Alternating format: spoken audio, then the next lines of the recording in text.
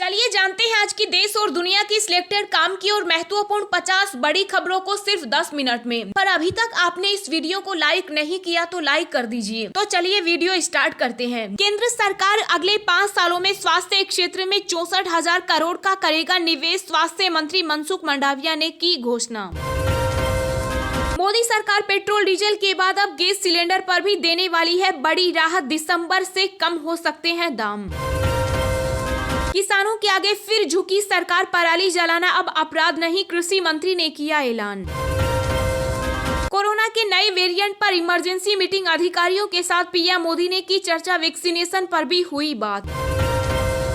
किसानों का बड़ा ऐलान, 29 नवंबर को दिल्ली में होने वाला ट्रैक्टर मार्च स्थगित। उद्धव सरकार का बड़ा फैसला, महाराष्ट्र में कोरोना से जान गंवाने वाले के परिवारों को 50,000 रुपए की मदद का ऐलान।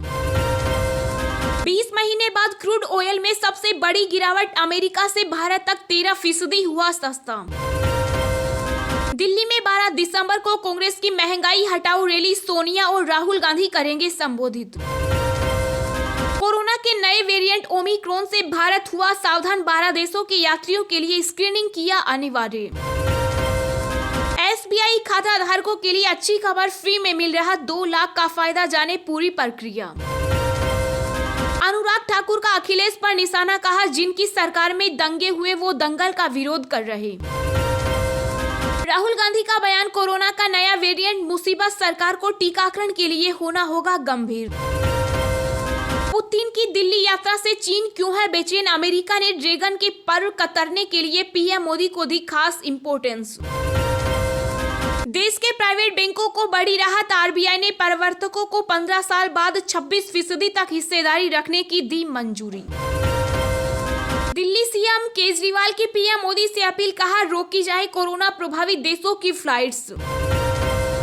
लोकसभा की पूर्व स्पीकर मीरा कुमार ने कहा देश में 2 तरह के हिंदू एक मंदिर में प्रवेश कर सकते हैं, दूसरे नहीं।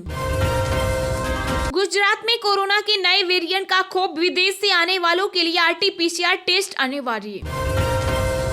नवाब मलिक का दावा, अनिल देशमुख की तरह मुझे भी फंसना चाहते हैं कुछ लोग, दिल्ली कमिश्नर और गृह मंत्री अमित शाह से करूंगा शिकायत।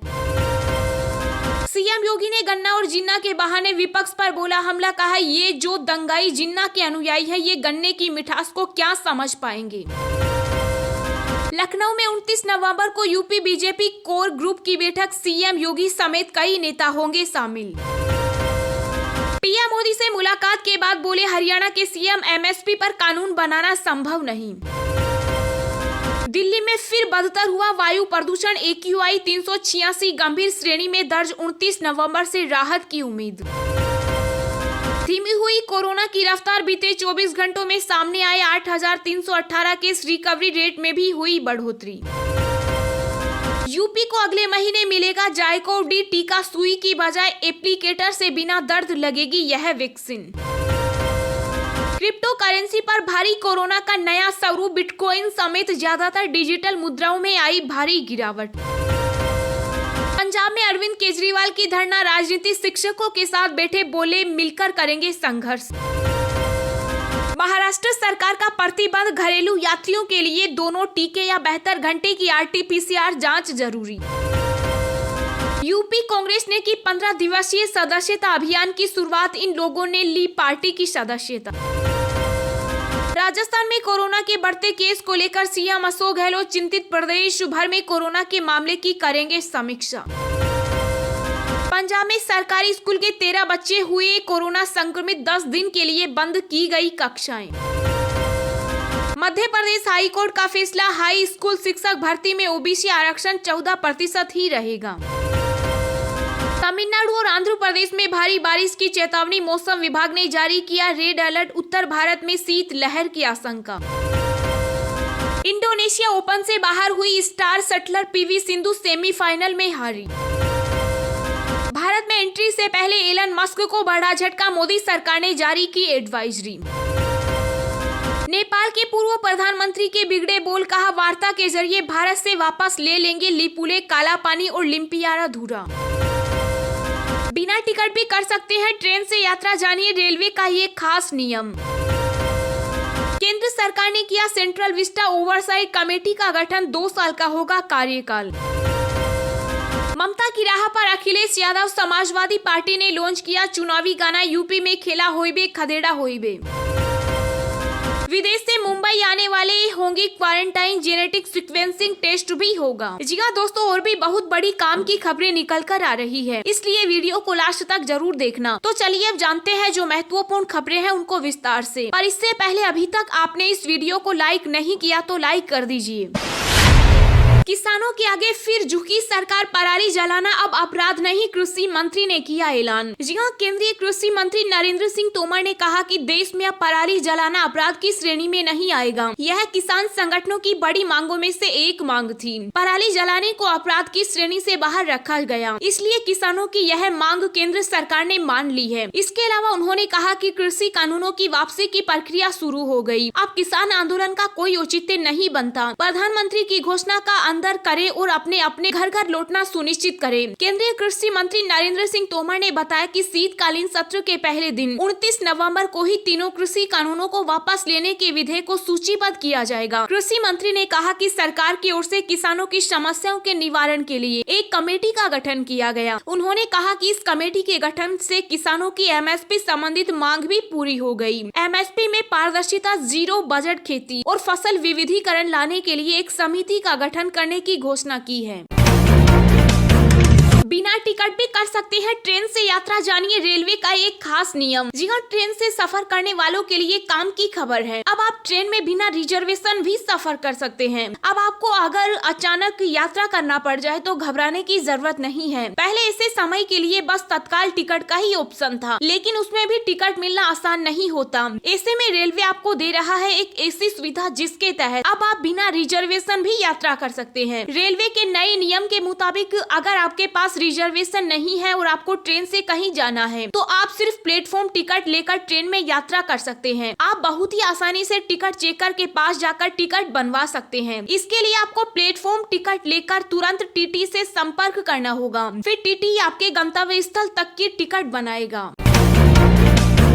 किसानों का बड़ा ऐलान, 29 नवंबर को दिल्ली में होने वाला ट्रैक्टर मार्च स्थगित। जी हाँ, संयुक्त किसान मोर्चा ने एक बड़ा फैसला लेते हुए 29 नवंबर को प्रस्तावित ट्रैक्टर मार्च को स्थगित कर दिया। अपने बयान में किसान नेताओं ने कहा कि 4 दिसंबर को एक बार फिर मीटिंग होगी और आगे की योजना बनाई जाएगी। किसान नेताओं ने कहा कि वे इस घोषणा की संसदीय प्रक्रिया के माध्यम से प्रभाव में आने तक की प्रतीक्षा करेंगे। किसान नेताओं ने केंद्र सरकार से यह मांग की है कि प्रधानमंत्री नरेंद्र मोदी और गृह मंत्री अमित शाह बीजेपी शासित राज्यों और रेलवे को निर्देश दें कि किसानों पर हुए मुकदमे वापस लिए जाएं। किसान नेताओं ने अपनी प्रेस कॉन्फ्रेंस में कहा कि वे सरकार की अब तक की घोषणाओं से सहमत नहीं हैं और उनकी लड़ाई लंबी चलेगी। साथ ही किसान नेताओं ने केंद्रीय गृह राज्य मंत्री अजय मिश्रा उर्फ टेनी को मंत्रिमंडल से बर्खास्त करने की मांग की है।